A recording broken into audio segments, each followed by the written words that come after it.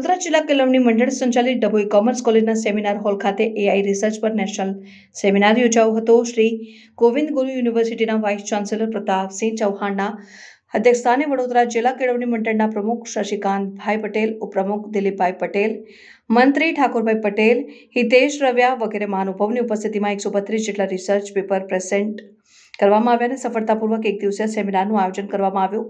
કાર્યક્રમમાં કેયુર પારેખ દ્વારા સ્વાગત પ્રવચન કરવામાં આવ્યું। ત્યારબાદ સંસ્થાના પ્રમુખ શશિકાંતભાઈ પટેલે સંસ્થાનો પરિચય આપી ડભોઈ કોલેજ ખાતે આગામી સમયમાં પીએચડી સહિતના વર્ગો ચાલુ કરવા જણાવી પ્રાસંગિક ઉદ્બોધન કર્યું હતું। ત્યારબાદ ગોવિંદ ગુરુ યુનિવર્સિટીના વાઇસ ચાન્સેલર પ્રતાપસિંહ ચૌહાણ દ્વારા સ્વામી વિવેકાનંદ જીવન પર આધારિત પ્રાસંગિક પ્રવચન કરીને મંત્રમુગ્ધ કરી દીધા હતા અને કોલેજ ખાતે ફોટો ગેલેરી અને વિડીયો ગેલેરી સ્વામી વિવેકાનંદ જીવન પર આધારિત પ્રદર્શન કરવામાં આવ્યું અને આ કાર્યક્રમમાં કેમ્પસની તમામ સંસ્થાઓના આચાર્યો અને તમામ સ્ટાફ પણ રિસર્ચ પેપર રજૂ કરવામાં આવ્યું। મહાનુભાવોને મોમેન્ટો અને શાલ ઉડાડી સ્વાગત કરાયું। કોમર્સ અને સાયન્સ કોલેજના તમામ પ્રાધ્યાપકો દ્વારા મહાનુભાવોને પણ પુષ્પગુચ્છ અને મોમેન્ટો આપી સ્વાગત કરી સન્માન કરવામાં આવ્યા હતા।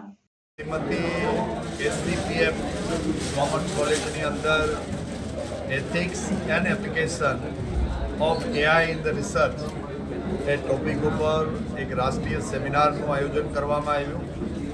એમાં અમારા professor MSc university professor Hiteshbhai Ravya સાહેબે એક કીનોટ એડ્રેસ આપ્યું અને ઉદ્ઘાટન સત્રમાં હું પણ હાજર રહ્યો।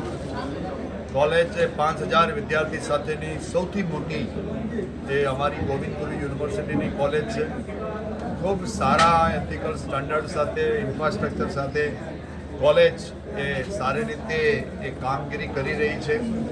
આજે 200 ઉપરાંતના અધ્યાપકો, 142 પેપર, એઆઈ જેવો વિષય કે જે આર્ટિફિશિયલ ઇન્ટેલિજન્સની અંદર વિકસિત રાષ્ટ્રો પણ એક ચિંતાનું કારણ છે, કારણ કે એના એથિકલ સ્ટાન્ડર્ડ જાળવવા કેમ।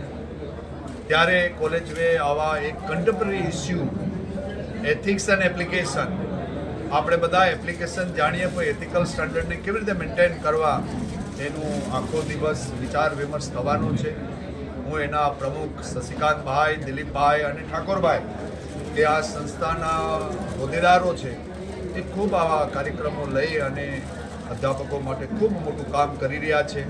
ગોવિંદ ગુરુ યુનિવર્સિટીના કુલપતિ તરીકે હું આ બધાને ખૂબ અભિનંદન પાઠવું છું અને જ્યારે આવી સેવાઓની જરૂર પડશે ત્યારે ગોવિંદ ગુરુ યુનિવર્સિટી એ પણ કોલેજ સાથે એ ખડે પગે રહી અને આવા કન્ટેમ્પરરી ઇસ્યુમાં આપણે બધા ભેગા થઈને કેવી રીતે કામ કરી શકાય, આપણા અધ્યાપકોને ટ્રેન કેવી રીતે કરી શકાય, આપણા વિદ્યાર્થી સુધી એ જ્ઞાન કેવી રીતે લઈ જઈ શકાય એનો વિચાર વિમર્શ કોલેજ સાથે રહીને અમે કરશું।